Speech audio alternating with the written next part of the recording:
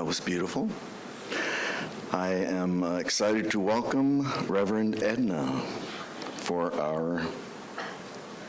Welcome, Reverend Edna. Come on up.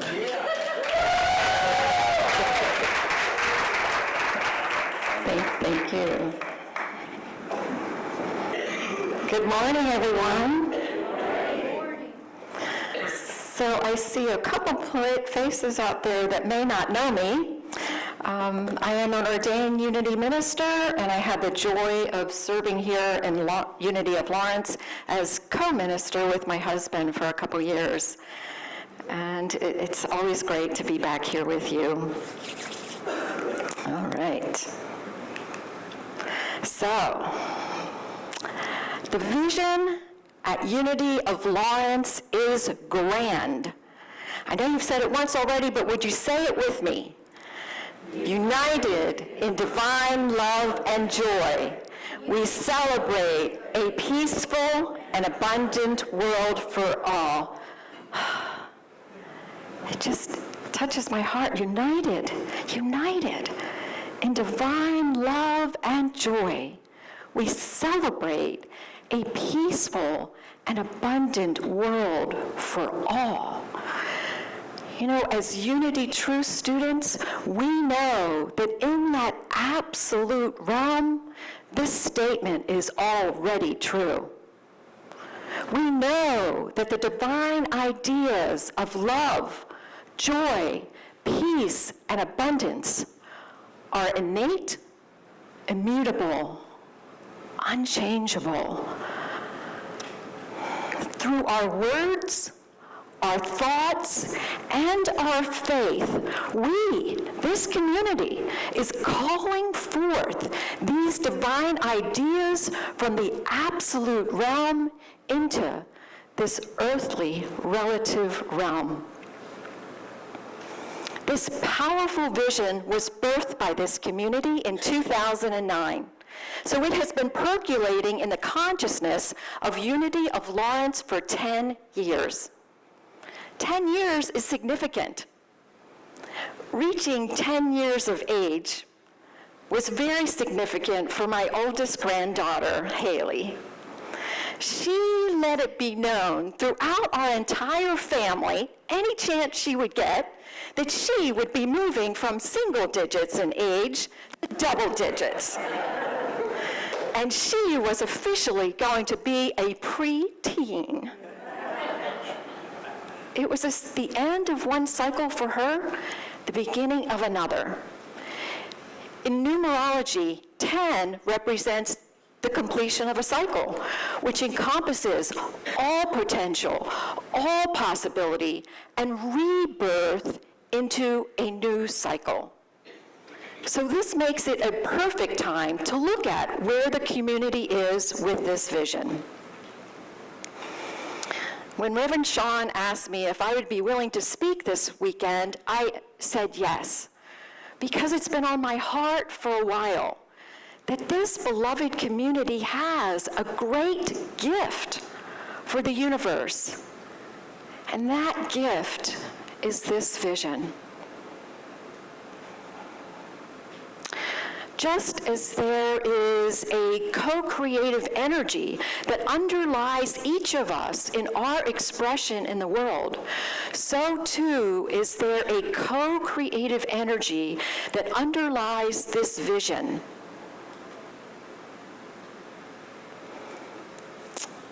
Thomas Troward, a contemporary of Unity co-founders Charles and Myrtle Fillmore, was an English author whose philosophical works highly influenced the New Thought movement and mystic Christianity. He succinctly described the visualization process when he wrote the following, quote, "Having seen and felt,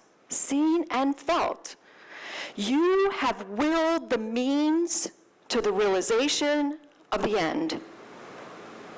I want to say that again.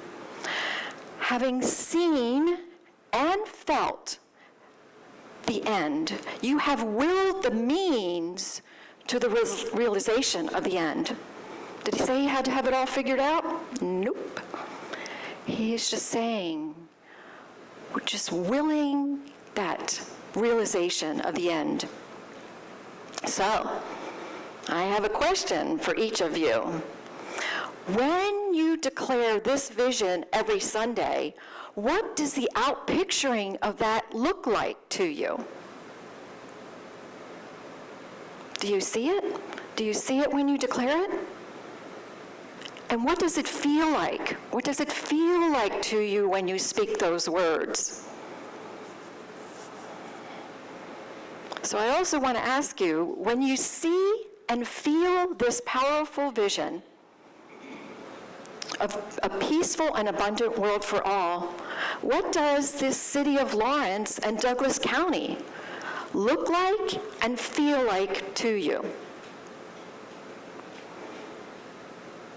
So just kind of breathe that in and let that percolate in your consciousness as we go through the rest of this morning, because I'll come back to that.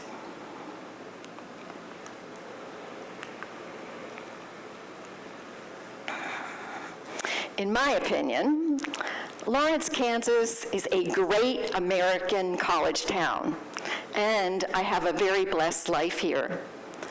Yet a couple years ago, I hit a low point where I was letting the business, political, social, and environmental news take away my joy, take away my focus on the manifestation of divine principle in the world. I was feeling overwhelmed with negative thoughts, especially about what was the world looking like that I was going to be leaving to my grandchildren. So I mustered up my courage and started to become involved with groups outside of my home, church, and family. And the more involved I became, I realized that impressions that I had about certain people, organizations, and policies were not always accurate. Also, I realized that I was relying too heavily on the news medias to get the whole picture. You know, whether it's in paper or electronic, news organizations only have so much time and space to cover a story. And also, it relies on the expertise, or lack thereof, of the person reporting the story, and certainly the publisher's perspective. So, I began to understand with compassion how people can rant and rave about an issue based on limited and sometimes inaccurate information. So I realized that building an awareness about issues begins by asking questions, sometimes those tough questions that nobody else wants to ask, digging for accurate information, and, of course, gaining insight through discussions and through prayer and meditation. So, I thought I was doing pretty well out there in the world, doing my small part, until I came across this person. This is Sister Joan Chittister, an American Benedictine nun who has authored over 50 books, still going strong, and over 700 articles. She's been described as a visionary spiritual voice and, quote, a rabble-rousing force of nature for social justice. She is my kind of nun. So today, we're going to see a very, very brief excerpt from a Super Soul Sunday interview between Oprah Winfrey and Sister Joan, and let's see what they have to say.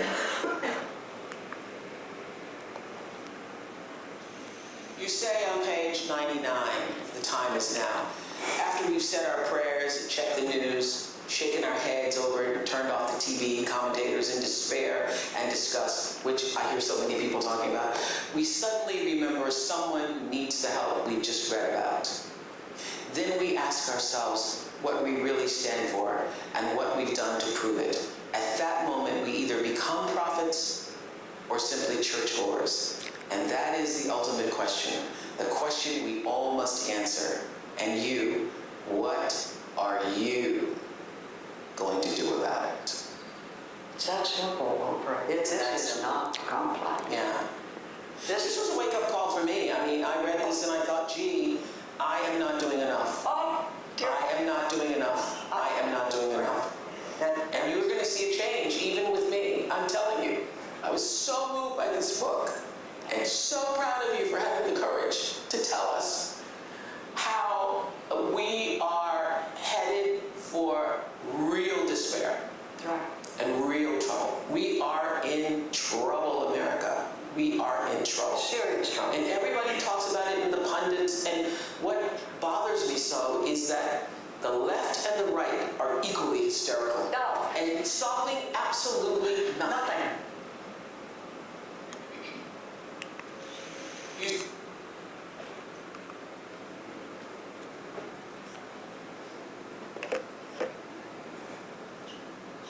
Two very spiritually minded women whose opinions I value. They see the world going in a direction that we don't want to go in. The two most prominent themes I hear them sounding the alarm about are: one, we cannot keep doing exactly what we are doing and think the world is going to shift itself into better outcomes. And two, what are we going to do about it? Are we going to hide, give up, slough it off for someone else to do, or are we going to accelerate the expression of this vision that we declare here every Sunday? So just in case we're leaning towards giving up or retreating, not that anyone would blame us after listening to the news each evening, I want to share these words with you from Elie Wiesel, a Romanian-born American writer, professor, political activist, Nobel laureate, and Holocaust survivor. He cautions us, quote, "The opposite of love is not hate, it's indifference. The opposite of art is not ugliness, it's indifference. The opposite of faith is not heresy, it's what? Indifference. And the opposite of life is not death, it's indifference." Unity of Lawrence, I know you're already making a difference in Lawrence and Douglas County, as individuals and as community, using your spiritual consciousness of love and joy to live out the basic 5 unity principles as you interact in the world. This is so important. So I want to encourage you, keep it up. It's so needed. And at Unity of Lawrence, through the outreach team led by Pat Phillips and Lisa Miller, you already buy supplies, cook and serve meals at Link. You already collect goods for Just Food, you collect supplies for backpacks for elementary school children, and you adopt families at Christmas. And as Sister Joan and Oprah pointed out, there is the opportunity to do more.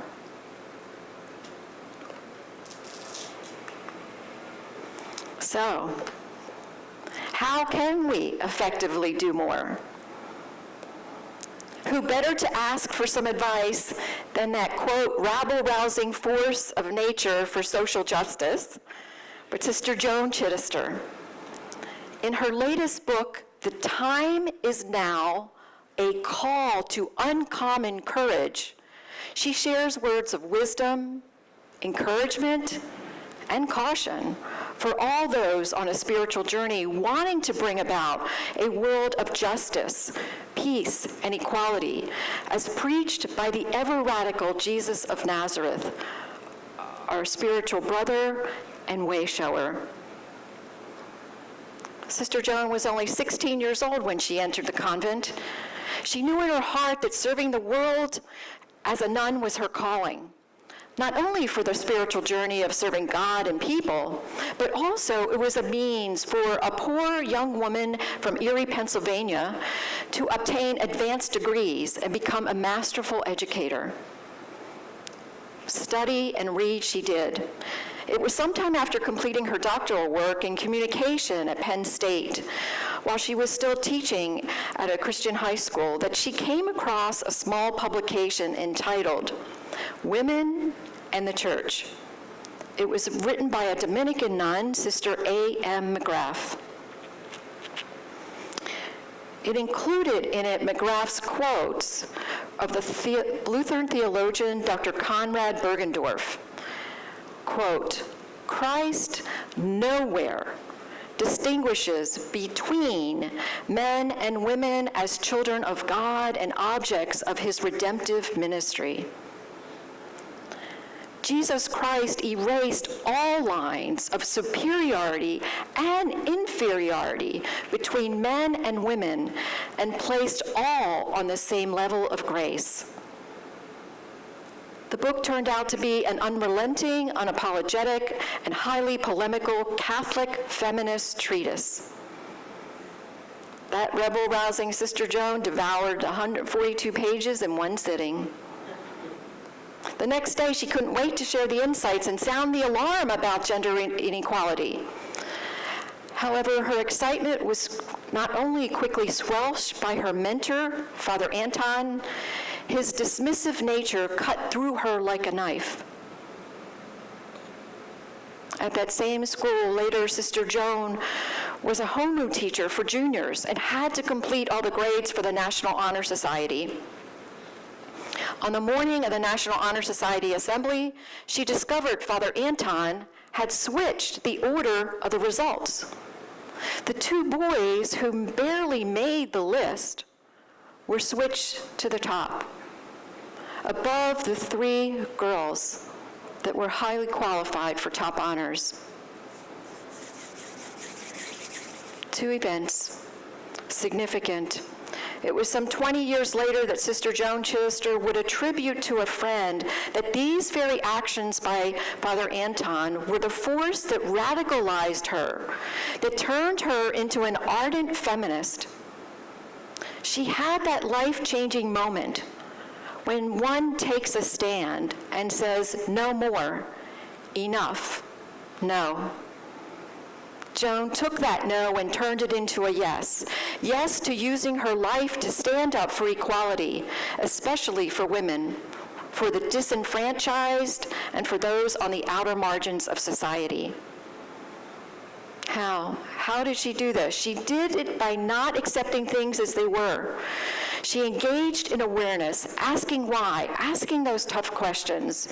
She studied and used her expertise to engage others in conversation.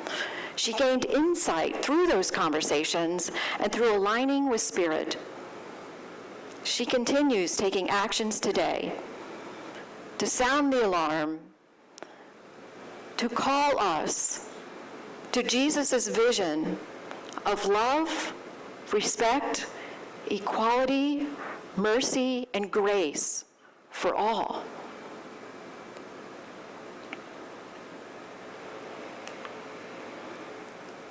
Another person that has inspired me lately is Shannon Watts, a stay-at-home mother of 5 who was folding laundry in front of the television in December of 2012 when she heard the news that a gunman entered Sandy Hook Elementary School in Newtown, Connecticut, and fatally shot 26 people, mostly children. As she watched coverage of the tragedy, her emotions turned from shock to despair to outrage. Just like Sister Joan, she had that life-changing moment when one takes a stand and says, "No more, enough, no."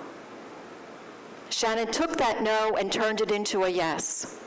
The very next day, when she created a Facebook page and was soon inundated with others to get involved. The online conversations engaged in building awareness, asking tough questions, including how can America enact safety measures to protect people, especially children. That group gained insight through these conversations, and the group took action. They created the organization Moms Demand Action, where they currently now have a chapter in every single state in the United States, working at the federal and local levels to encourage a culture of responsible gun ownership, effective gun legislation, reasonable guidelines regarding the sale of ammunition, all in an effort to propel this country towards safety for all.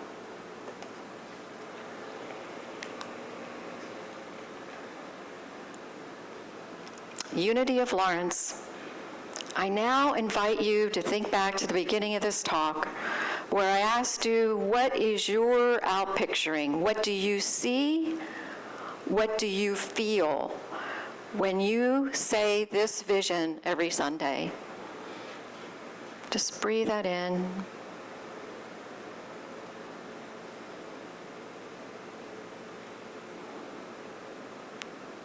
This is a powerful vision to shift that consciousness of the world, to shift the consciousness of humanity, to propel it to good. So now, as I conclude this talk, I ask you, is there something that's been on your hearts as individuals or as a community that you see clearly blocking the manifestation of this vision? Is there some injustice or inequality or other issue in the world to which you are saying, no more, enough, no? If there is, I believe this community has the space, the consciousness, and the willingness in your hearts to know you are being called to do more.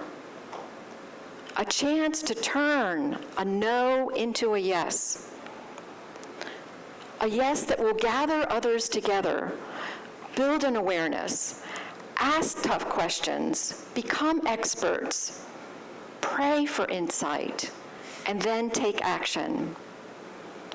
And in doing that, Unity of Lawrence will birth a new cycle and accelerate this expression of divine love, joy, peace, and abundance in this community and this world.